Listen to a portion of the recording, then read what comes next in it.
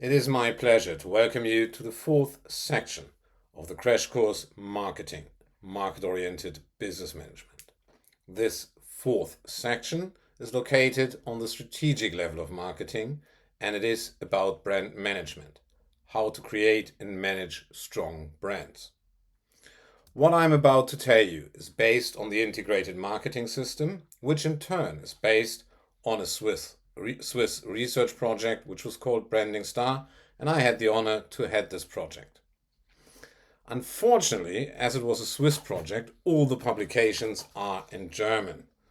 I didn't have the time, couldn't find the time, better, I did not take the time to bring this method in a proper English publication. So apologies for that. I hope I can do this, publicate this method properly in the next year or two. Anyway, let me show you what brand management is about and how to do this. Before I want to do this, I should tell you what is a brand.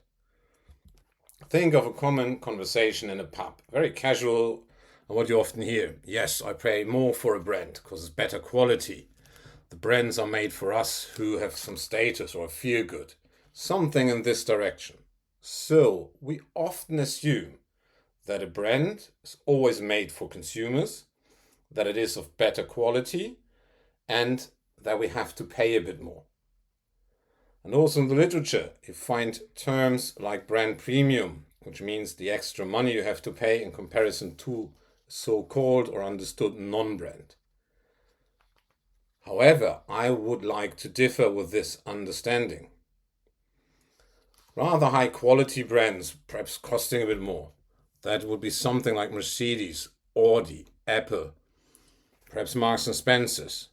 But we have other brands, other companies and products we have a clear understanding of, better a clear image of, clear associations with. Think of Aldi or Tesco. And again, think of Tesco's slogan, every little helps.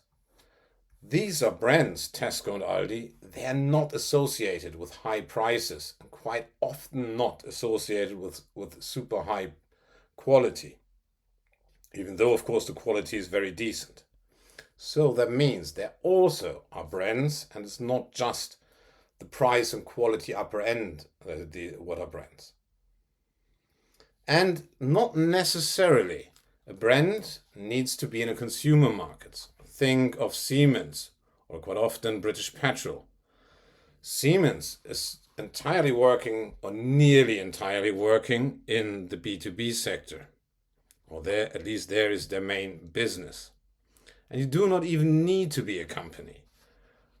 Non-profit organizations can also be a brand, like Greenpeace. We all have a clear image, what we think Greenpeace is, what we think Greenpeace stands for. That can be a brand. And even further, we can understand countries as a brand.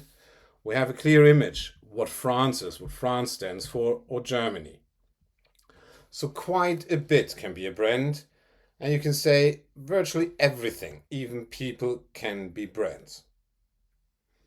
Now, with this out of the way, how to define a brand?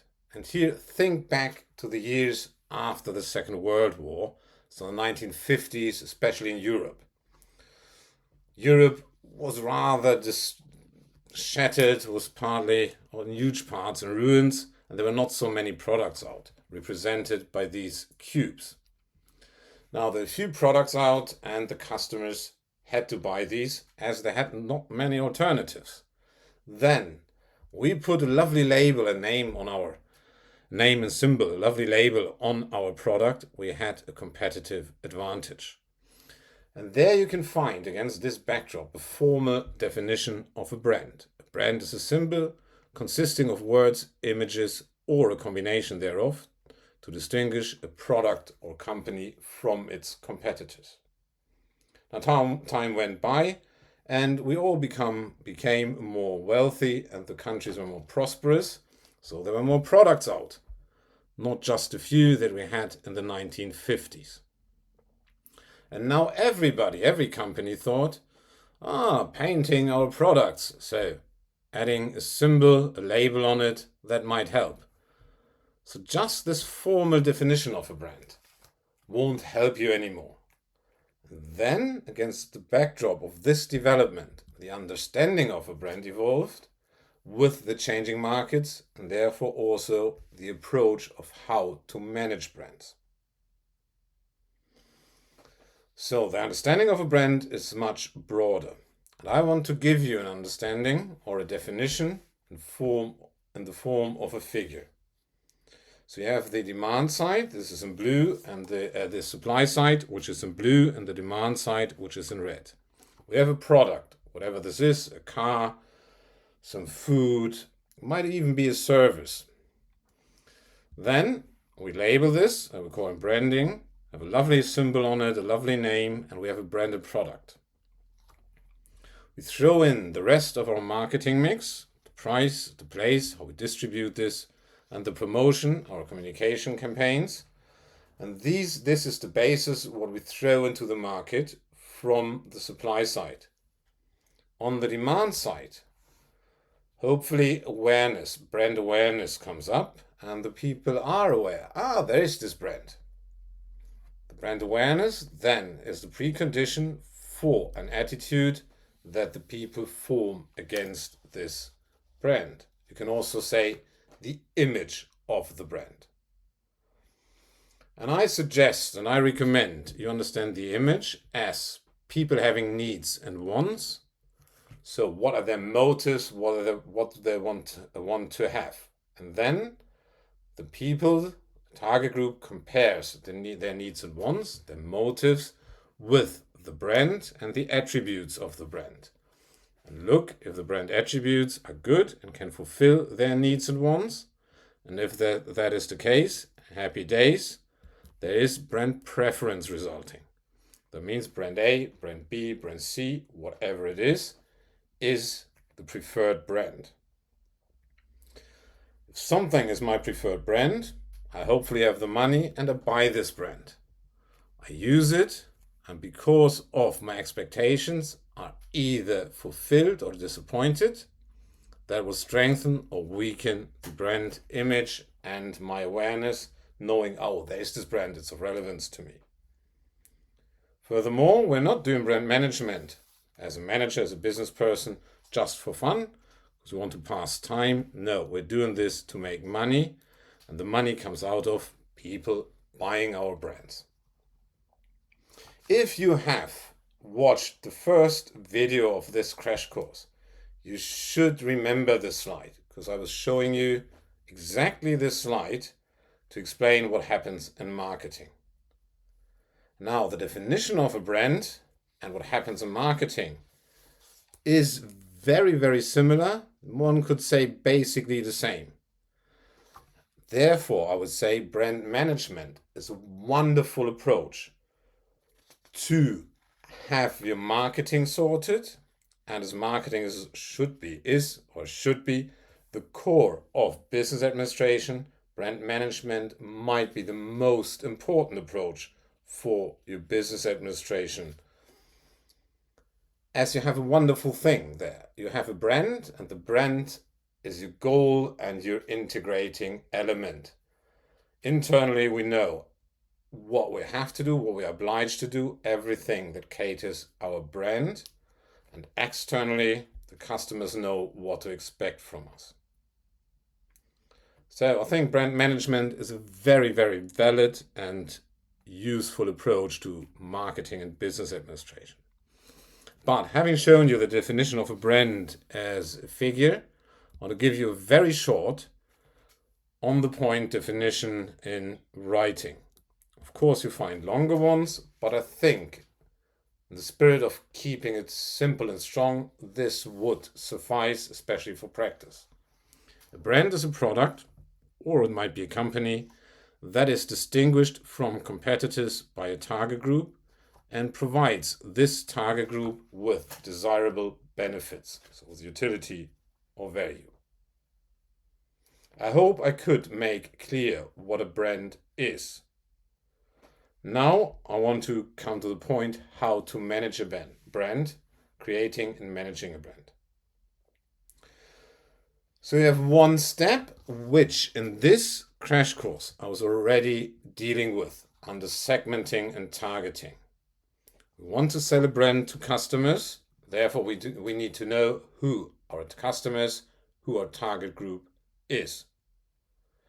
And this step, if you haven't watched the video on segmenting, I recommend do this first and continue here. So the precondition for our brand management is we need to know who the customer is, we need to know who our competitors are, and then we go down the lane on two paths. We analyze the brand position so that we can create a strong brand identity. The brand identity is what we want to bring into the hearts and minds of our target group. Furthermore, we should know what our market strategy should look like. What's the thrust? In which direction are we going? Do we have to strengthen the awareness, the image, the sales, the loyalty? What do we have to do primarily? Therefore, we analyze the market performance of our brand and our competitors and deduce the market strategy.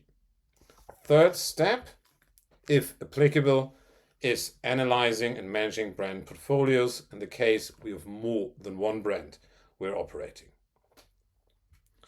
Let's get first a quick recap, not in all detail. If you want to look at at segmenting and targeting a market, I would like to refer you to the second section, the second video of this crash course. Here, a short recap, defining the target group and determining the competitors. Let's take the example of a beer or a beer brand. So we ask ourselves, in what context is a beer used, or whatever brand we're analyzing?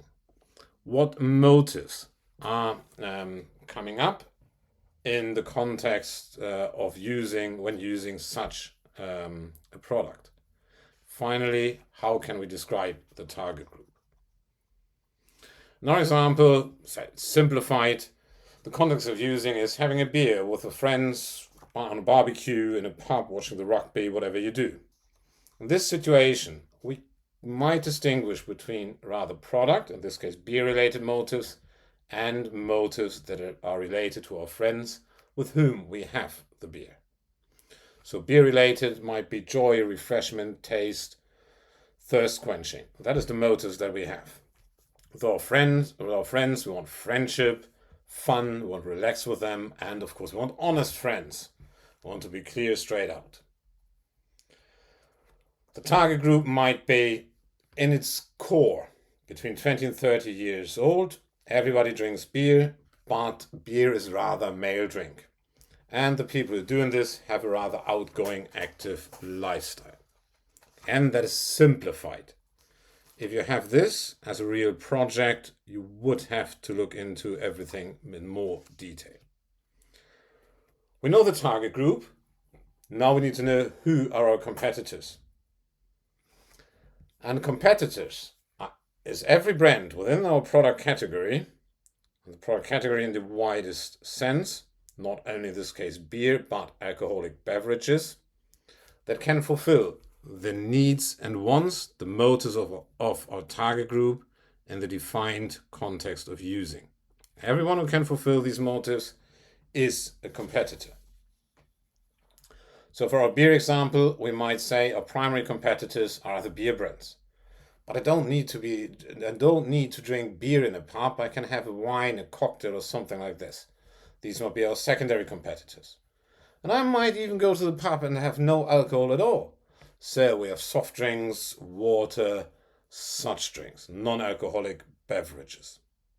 This is the basis on which the following is built, and I will try to explain not only the steps of the integrated marketing system and therewith brand management, but also exemplify these with this simplified beer example.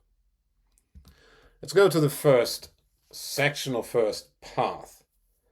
And that is about what do we want to bring in the hearts and minds of our target group. So what should they associate with our brand? Of course, we are not just coming up with this, but we need to analyze where we are standing in the market and our competitors are standing. Perhaps more precise, how are we and our competitors perceived by the target group?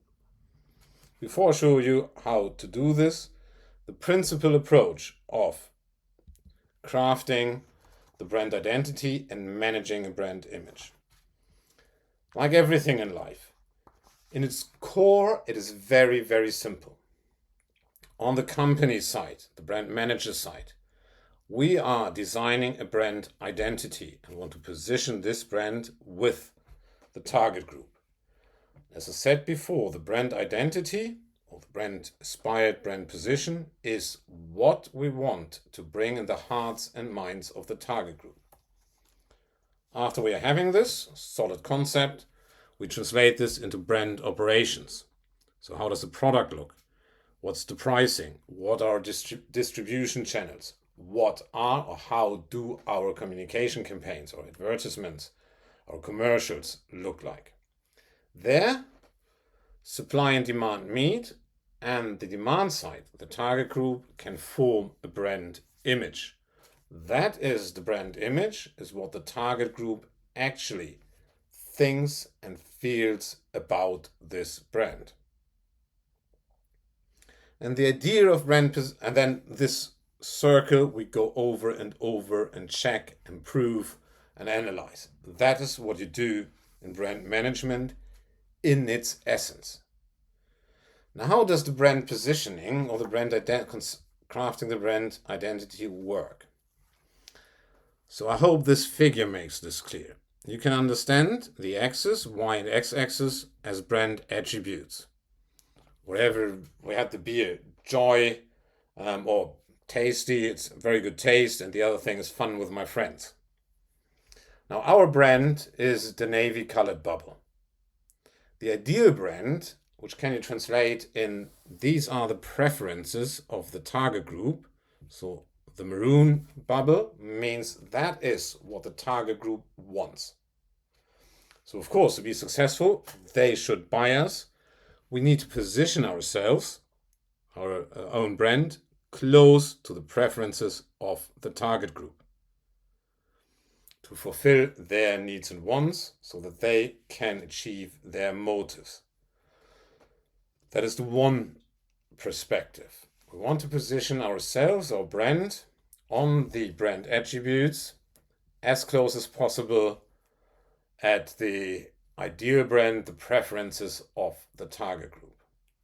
A brand, however, is only a brand if it's clearly distinguishable from its competitors. That means we have to position ourselves differently and distinguishably from our competitors, the Royal Air Force Blue bubbles. So I want to minimize the distance to the ideal brand and maximize the distance to our competitor brands. How do we do this? We have, or you can say we have two kinds of brand attributes, the points of difference and the points of parity. The points of difference are the attributes of the brand on which the brand is the best. And there's no compromise. These are attributes. We are the best. We clearly stand for these attributes and nobody is even near to us. But you cannot be the best on everything. That's a golden rule in life. Doesn't matter how much you wish you were the best in everything that is there. It won't happen. So we cannot be the best in everything. We also have attributes. We just want to be on a decent level, roughly on the level of our competitors. This is called the points of parity. It's just satisfactory. We're on the level of our competitors, happy days. It's enough for us there with the points of parity. The points of difference, they are definitely taking us apart from the competitors. Now, that is the basic idea of how to manage a brand. Now I give you 4 steps how to create a brand identity. And these are from the integrated marketing system. As I said before, you have the basis we covered a bit earlier of the target group, the motives of the target group, and the competitors. That is our informational basis for analyzing and then creating the brand identity. These motives that the target group has, we need to translate into brand attributes. As the target group will only buy the brand if the brand can fulfill the motives. I hope this makes sense. Quite often, the motives themselves are basically the brand attributes. Then you do not need to do some magic complex translation. The motives themselves are basically the brand attributes. You could say two sides of one coin here. Now we have a lot of brand attributes normally that are possible to position our brand on. As the brand should fit the preferences of the target group, we should in the second step determine what is of relevance to the target group. Or better, how relevant are the possible brand attributes to the target group. I recommend using a scale from 0 not important to 100 very important. How relevant the brand attributes are. In the second step, I hope this will become clear when I show you the results in a moment of such an analysis. You should weight the relevance of the attributes to determine how important are these attributes in relation to each other. In the end, the sum of all attributes, or sum of the relevance of all attributes, will equate to 1 or 100%. So you know this brand attribute has an importance of 10%, the others of 20, one of 5%, and you know how important the brand attribute is for your target group, and therewith how important it is for you to target this brand attribute and position your brand on this brand attribute. So, but importance and quality are two different things. This is then the third step. We need to determine the quality of the brand attributes. So how good does the target group perceive the brand attributes? And again, I recommend a scale from 0 not good to 100 very good. For all the brand attributes, you need to determine how good is your brand and how good are the brands of your competitors on the relevant attributes. Then you can calculate the overall evaluation of your brand, how strong is your brand overall, by the multiplication of the weighted relevance and subjective quality of the brand attributes, and of course the sum thereof. You can determine on how many attributes think of the points of difference that I've just introduced.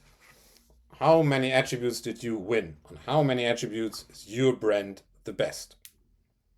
And you can also see or calculate for each brand attribute what is the difference to the best competitor.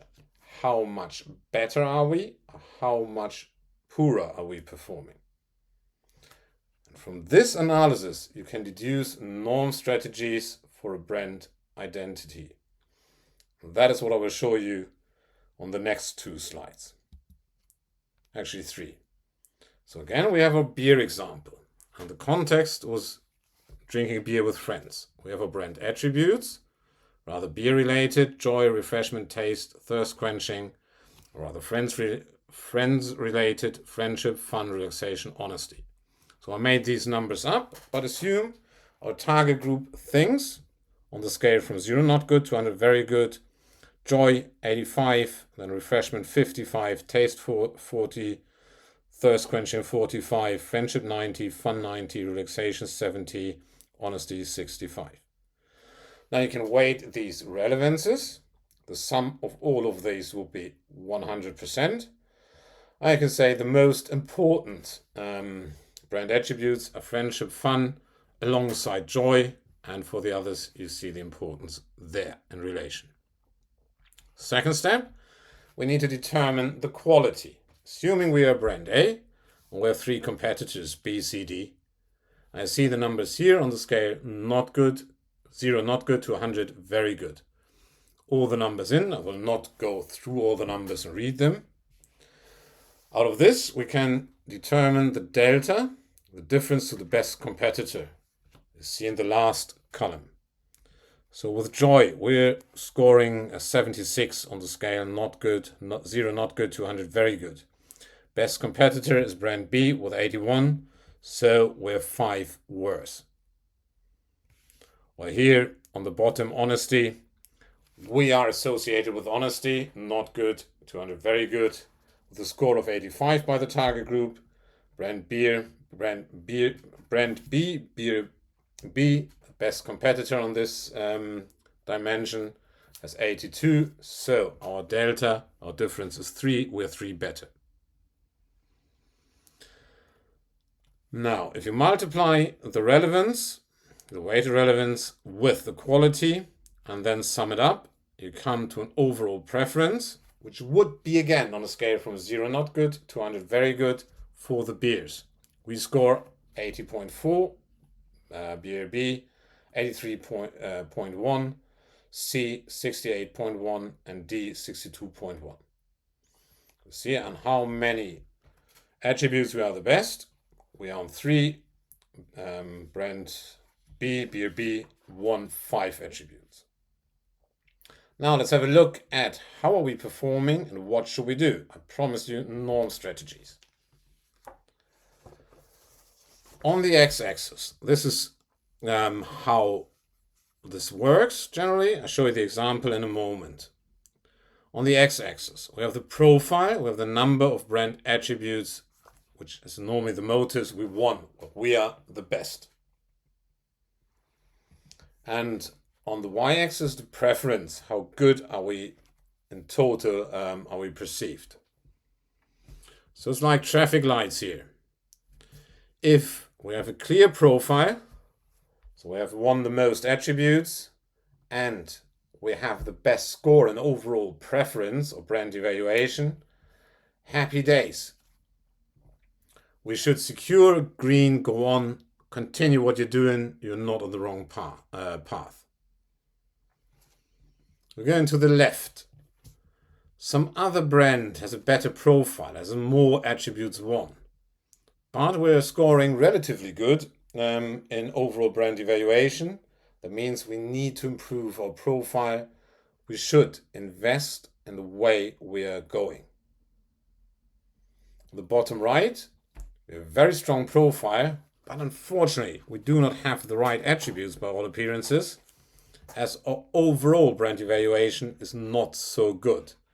So then we use this brand as a cash cow and have to pivot with our image in another direction. Finally, if we have no good profile, we did not win any or just a few brand attributes, and the overall evaluation is poor, give it up. A brand is as good as dead, completely redesign it. Go back to our beer example. Based on the numbers we had, we can say competitors C and D, they're on the overall quality. From the point of view of the target group, they're performing poorer than us and our competitor. Furthermore, they don't have a strong profile. We as brand A are relatively good, not quite as good as brand B when it comes to overall evaluation on the y-axis, and our profile is also not ideal. It is good, we're not the absolute loser here, but brand B beats us. Now we have the overall strategy. We probably should, we're somewhere in the orange one, in the amber region, we should invest in brand A and the way we are working. So what should we do and how should we improve our brand, looking at the brand attributes? A very similar matrix. On the x-axis is now the difference to the best competitor. On the scale 0, not good to 100, very good.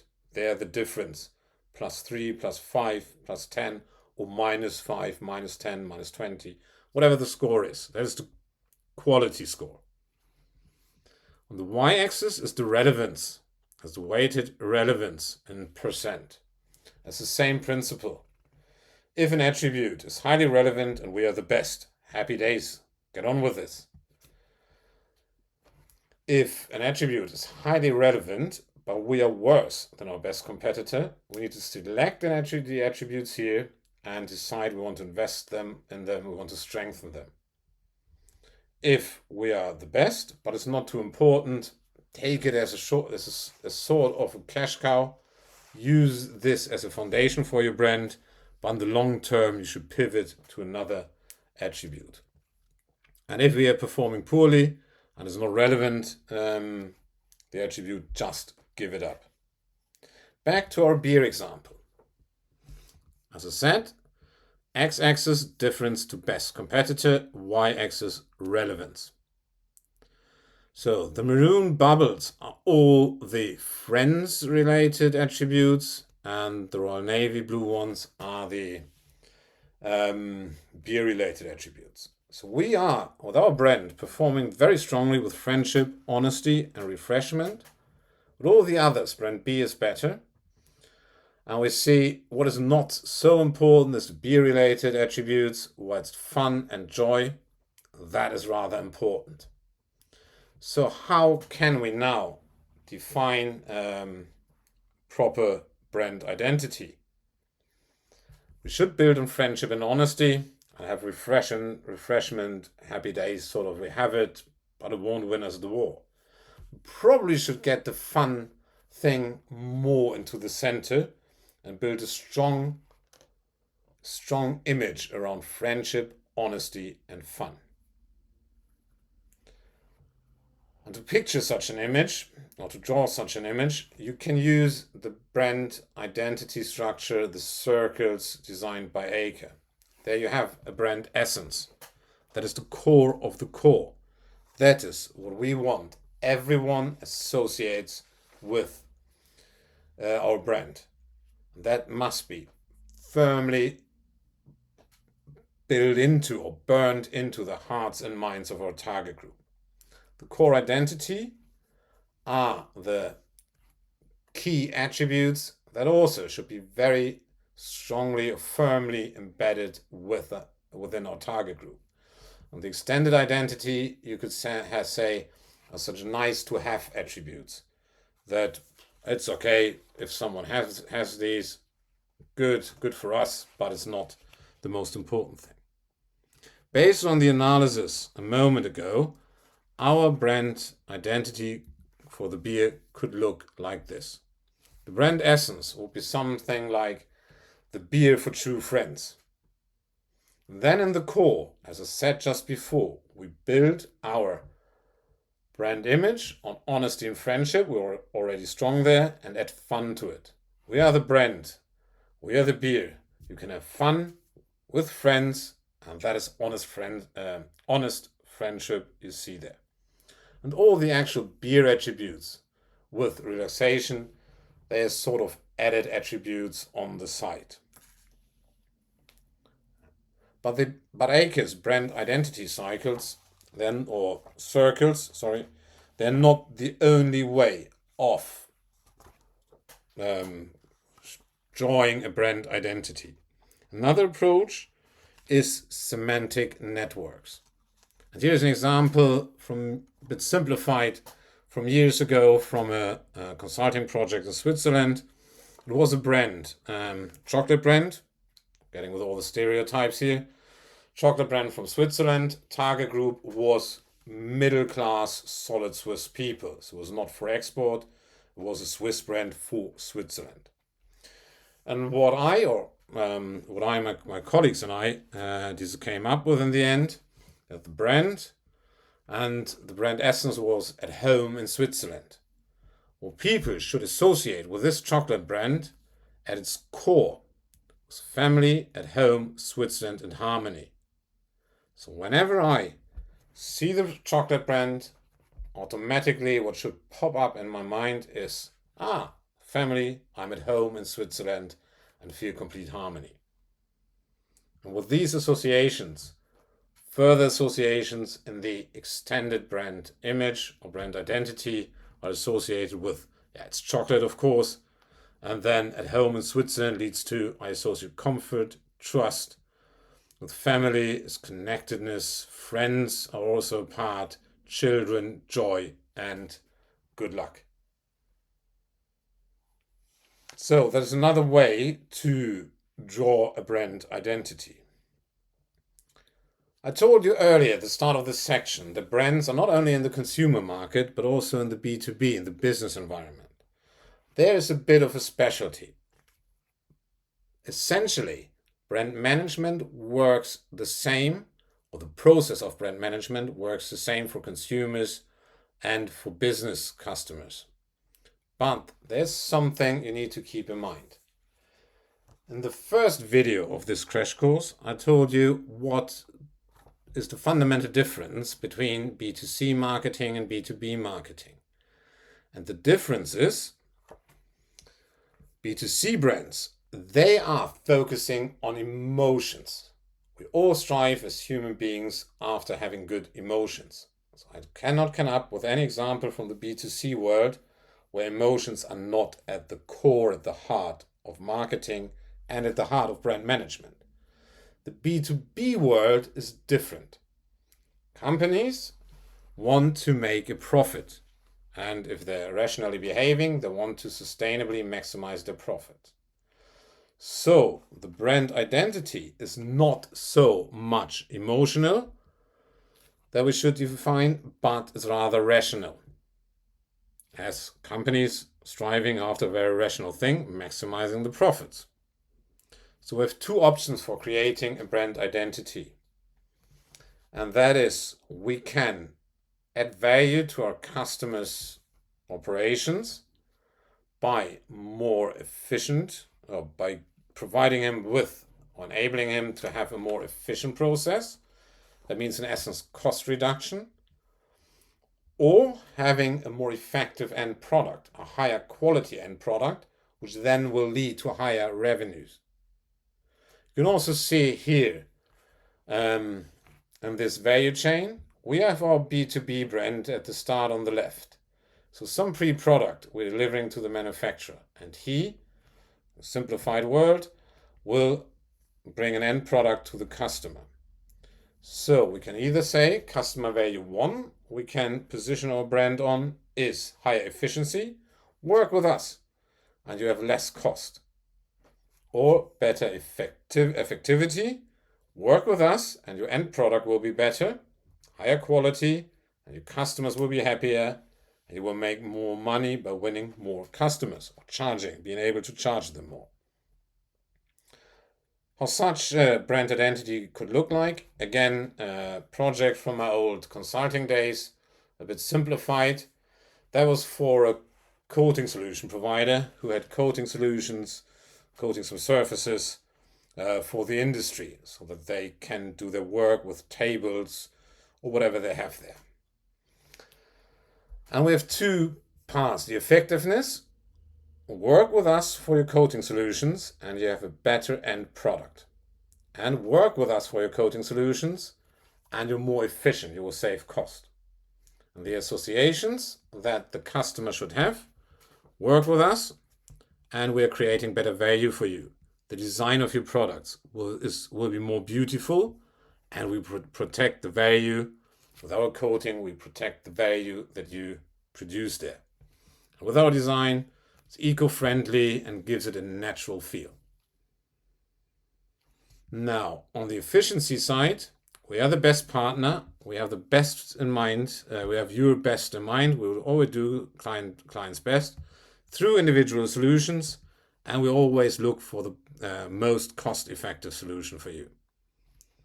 We are reliable. We are fast. You can trust us. Consistent quality we are providing you with, and we come up with great innovative solutions.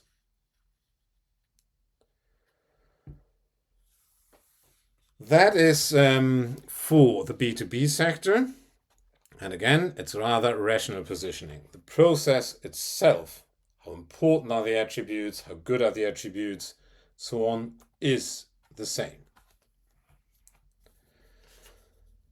Now let's come to the branding, the label we put on our brand. That is sort of the addition what comes in the end of the overall branding process and brand identity process. So again, a branding is a symbol consisting of a word, an image, or a combination thereof that distinguishes us, our brand, from our competitors. And that is, if you remember, the formal definition of a brand that I've given you at the start of this section. So what is the function of a branding? What should it do? Of course, there are some legal aspects with copyright and so on, but this is for the lawyers. Here we are in business administration, and in this context, branding is simply, the label is simply a cue stimulus.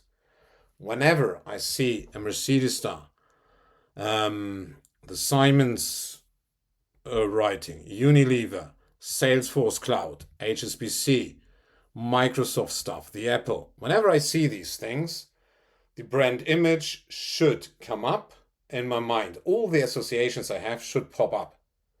So it's just a simple cue, the branding, the label is just a simple cue stimulus to bring out and evoke the complex brand image. That is the reason why we have a branding. Customer can identify, that's Apple, that's Audi, that is VW, that is Salesforce. And all the good stuff, hopefully in his mind, all the good associations pop up. Again, here it would be good for me to tell you how to develop formal brands, but there is no silver bullet. So I cannot tell you now step by step how to do it. However, lots of techniques you can use are very similar to designing advertisements. And designing advertisements will be part of the last section of this crash course. So then, if you want to learn something of developing formal brands, you have to wait or jump to how to do communication. It means how to design advertising. That was the brand position, analyzing the brand position and creating the brand identity. The second path, the second route we have to go down is what market strategy do we have? And therefore, we need to analyze our performance in the market.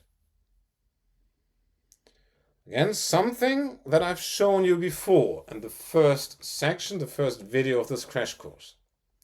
What is actually happening in a market? We have the steps of the buying process. First, one needs to know there is the brand awareness. Then one needs to like the brand. So he needs to have a positive image of the brand. That is a precondition for buying. And then buying more often, the buying frequency leads to sold units. Buying times buying frequency, sold units, times price equals revenue minus the cost equals profit. That's where we end up doing our brand management to make or to turn a profit. These steps of the buying process, they are also the approaches or thrusts of marketing or market strategy. And I would like to clarify this with another lovely chart. So here on this diagram, we have on the z-axis the awareness, brand awareness. On the y-axis is the image, the brand image. And on the x-axis are the purchases, buying. I would like to clarify where the focus of your marketing strategy or the emphasis on your market strategy, depending on where you stand in the market, is. So typically, we come into the market with a new brand. We haven't introduced this. If it's a new brand, with something like here, low scores on awareness, low scores on image, and low scores on purchases. That means the people do not know about us, therefore they cannot have a positive image of us and they're not buying this. So the emphasis at the start would be, we need to make ourselves known to others. So it's an awareness strategy. Let's assume we're successful with this. Then our brand would end up something like this gray cube in the background. That means everybody knows us, but the image is not great and nobody buys us. Then the next step, in an ideal typical scenario, is we build a strong brand image. So we have an image strategy or a focus on an image strategy. We succeed, happy days, everybody knows us, everybody likes us. But what's unhappy days? They're not buying us, the target group. So what we need to do is we need to initiate sales, meaning we have a sales campaign or sales strategy. If we are successful with this, then it's definitely seventh heaven. Of course, awareness, everybody knows about us. Image, everybody loves us. and purchases, everybody buys from us. Then our focus is building loyalty. So to strengthening the bond between the customers and us. But I said this so often during this crash course and previous sections, everything comes to an end in this world. So at some point what normally happens is people are still knowing about us, they know us, and they still buy from us because they don't have another alternative, but they don't like us too much anymore. And before this dislike, so you can think of this, they're just buying because of habit, but they don't really like us anymore. Before this habit wears out and they stop buying from us, we should do an image relaunch and just pivot our brand image in a better direction. So I hope I could make clear why I recommend the 4 steps of the buying process, which are awareness, image, buying, and repeated buying or loyal customers, because these are also the market strategies. With this out of the way, or against this backdrop, on this basis, what do you do to analyze the steps of analyzing your market performance and deducing a market strategy? So the basis for this analysis is the target group and the competitors that you sorted out and you found out about in your segmenting.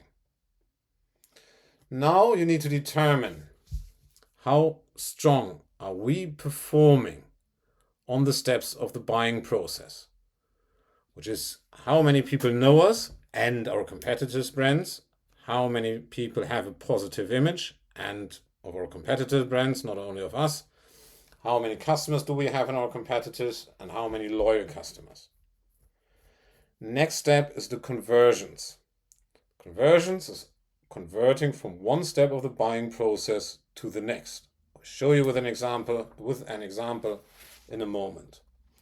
And then you deduce the norm strategies or the strategies that you go for. You go for an awareness, an image, sales, or loyalty strategy. And the general rule is whenever you're performing not as good as a competitor, then you should do something.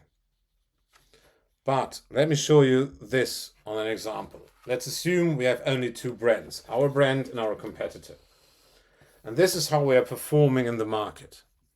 80% of the target group knows us. Competitor, brand awareness is 60%. 60% of the target group has a positive image, with our competitor only 40%. We have 20% of the target group as customers, competitor 2, and loyal customers for each brand, for us and the competitor, is 10% of the target group. At first glance, one could say, happy days, we are the greatest. We're either the best or we are at one level with our competitors.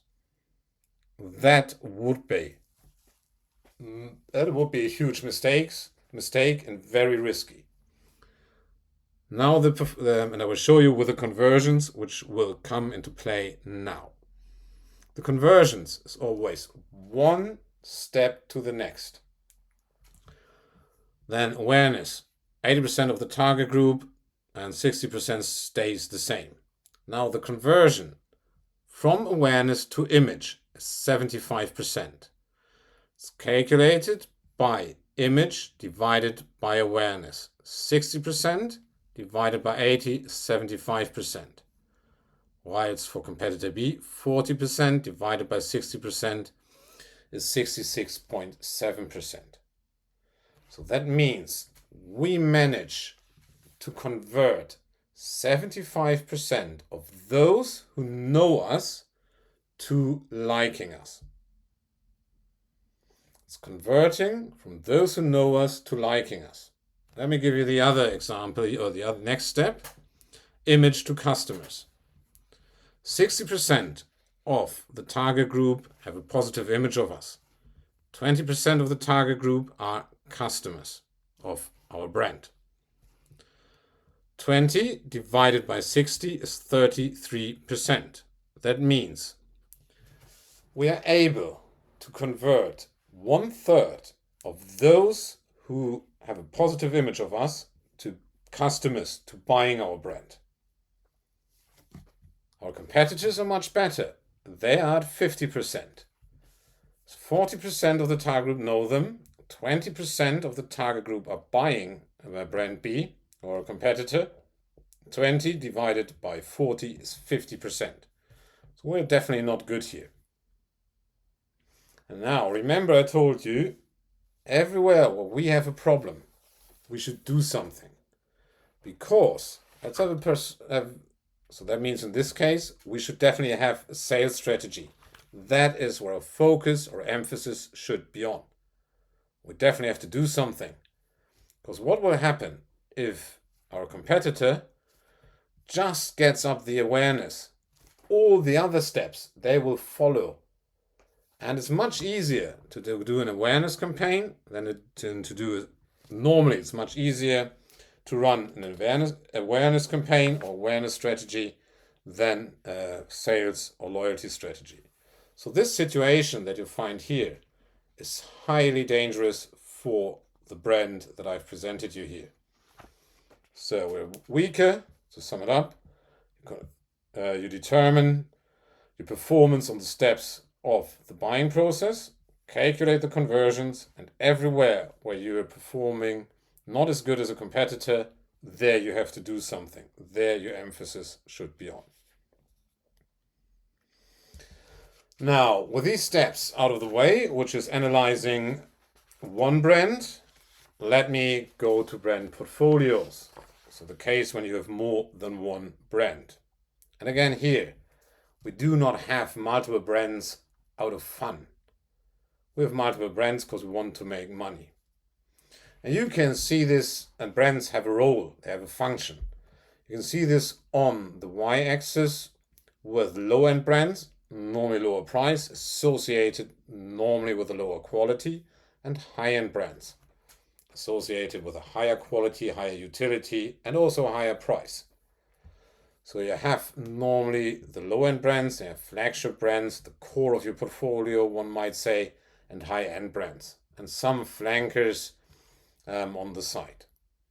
To understand, I would like to give you the portfolio of the Volkswagen Group. Now, that's not all of their brands they're having. One might probably say that VW itself is the flagship brand, the core. The low-entry brands, Seat and Skoda, they are basically, at least I've been told, they're basically the same quality. Perhaps the indicator is not as quiet as with a VW, but are very similar. Important here, the brand image is not as high up as VW.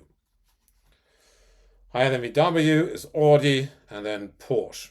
And you might say a flanker brand, which is not in the consumer market, is VW commercial vehicles. How should we bring together this brand portfolio? How should it be interconnected? And there it is about the brand architecture. There are lots of termini out how to call the defined brand architectures, but they're differing in their meaning and their definitions. So what I advise you, use the two extremes, branded house and house of brands. Here we have a branded house. In a branded house, the mother brand, most often the company brand, is in the forefront, and we associate the brand with, or the sub-brands with, the mother brand. An example of Coca-Cola, Coke, Diet Coke, Coca-Cola Zero, or Coke Zero, these are all, Coke is in the forefront, or Coca-Cola is in the forefront. So that is the strong brand that we are communicating. So in a branded house, the mother brand is the prominent one and is brought to the customers. You can also have a house of brands, and then the product brands or the daughter brands are in the forefront. An example of the Coca-Cola company, you have other stuff like Fanta, Sprite, and they have much more. They're not primarily associated with Coke the drink, and here the sub-brands So the product brands Fanta and Sprite are in the forefront.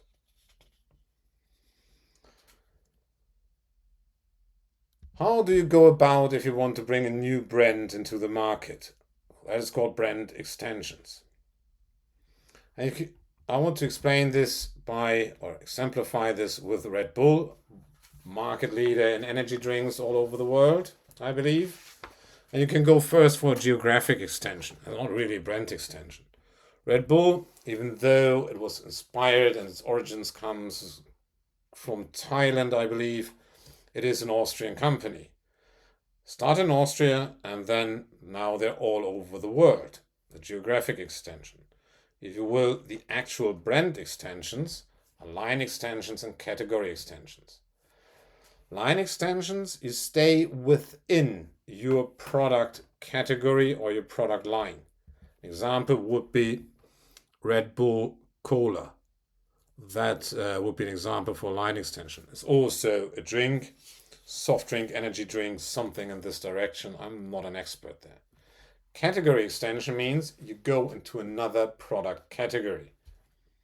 And for Red Bull, that might be their racing stuff. I think they're in the Formula One or football they invested heavily in. That was an idea for communicating, promoting their brand, but I understand they also make quite a bit of money out of these business investments now. They're not just for promotional reasons. So that is what you can do. I should probably show you what happens on the demand side.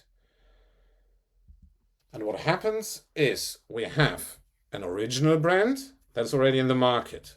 And we want to throw out a new brand that's called the extended brand.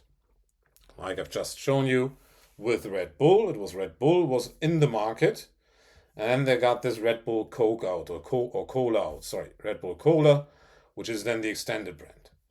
Assuming I would drink Red Bull, then I have a clear idea what Red Bull is and drink it all of the way. Then I see Red Bull Cola and think, oh, that is great, I want to have it too, because I transfer the image I have of Red Bull, the original drink, onto Red Bull Cola. That's often called goodwill transfer. So in the literature you find the terms image and goodwill transfer for this. Then I drink the Coke, the Cola, Red Bull Cola, and I think it's great. It's the best cola taste I ever had. That is at least what Red Bull hopes I would feel. And then it's a backwards image transfer, and ideally I like the original Red Bull drink even more. So that is the image transfer. That is the thing that happens on the demand side. And now, when does such an image transfer, and following out of this, the usage and buying of the extended brand work, and when doesn't it work? You can put this again into a matrix. All what is green, like again traffic lights, happy days, that works. What is red doesn't work. On the x-axis is the usage of the original brand and the extended brand and their images.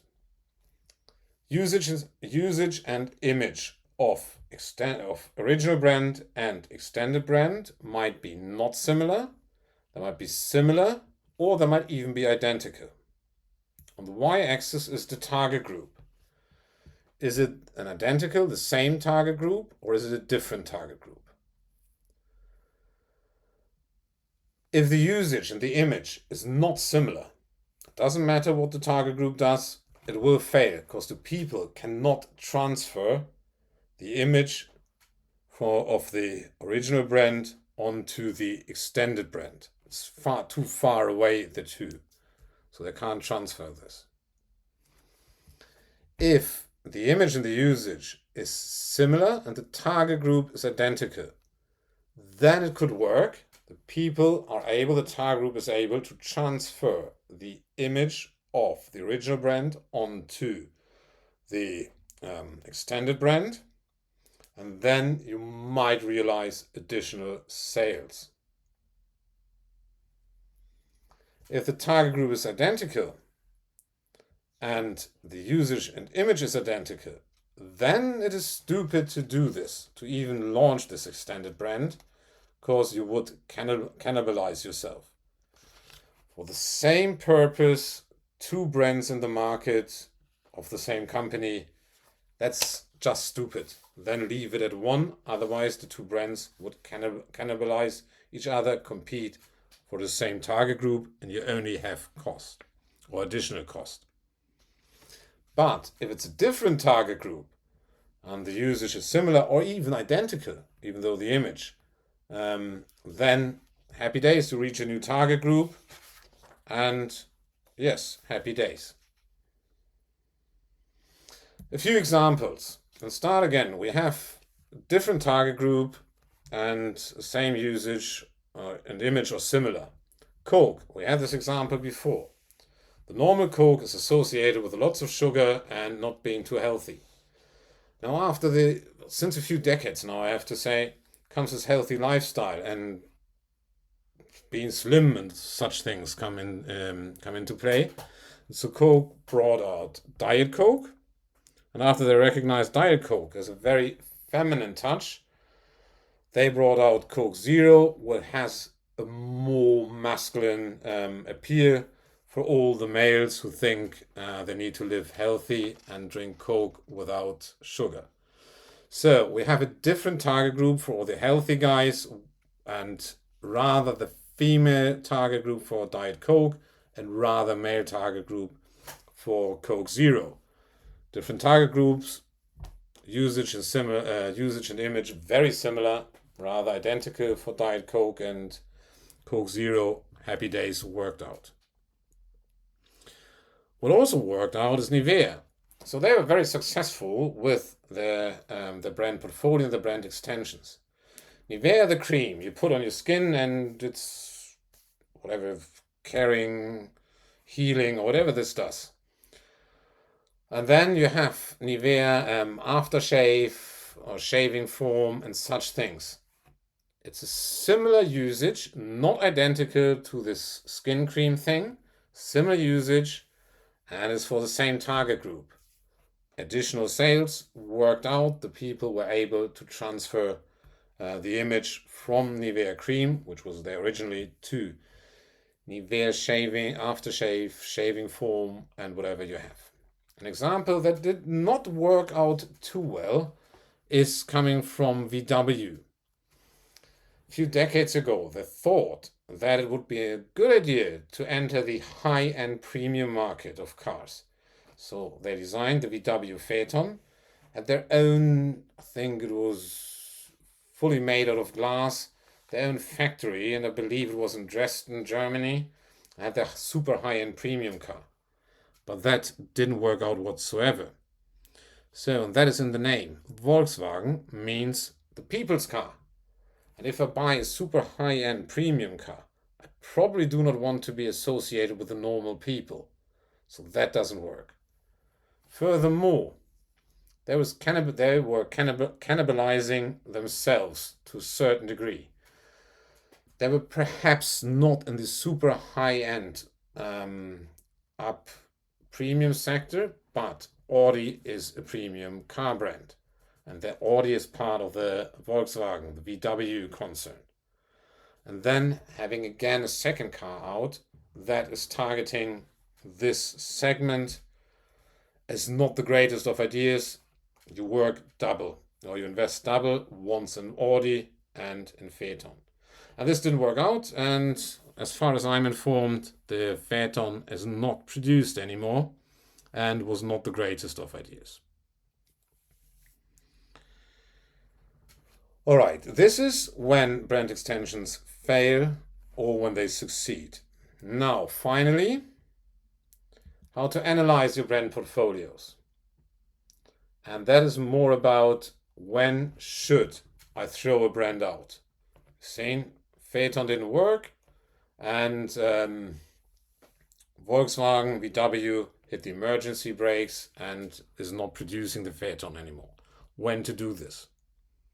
You look at the recent profits you make with each of your brands in your portfolio, and then when you see a brand is turning a loss, that might be something we should look at. And this is a candidate for elimination. Then you should, of course, think, can we develop the market? Can we develop the brand and so on? And if this can happen, if the market develops and we can develop strategies that we can revive the brand, happy days, you keep it. If you can't, or let's say within these scenarios, you determine the net present value, how much money will we make or how much money will we lose. And if you lose money, you will throw it out. And if you make money, you keep the brand. Unless you have synergy effects between your brands in the portfolio. So attitudinal effects, attitudinal composite effects, meaning that one brand, one sub-brand is so strongly integrated into your overall portfolio that the image of all sub-brands or all brands in your portfolio would suffer if you throw this brand out. If there's not such spillover effects, then throw a brand out if it doesn't turn a profit. That was brand management, and so creating and managing strong brands. The next section is about how to create new business ideas. So I want to give you a few ideas how to create new business ideas. Until then, I wish you all the best and say bye-bye for now.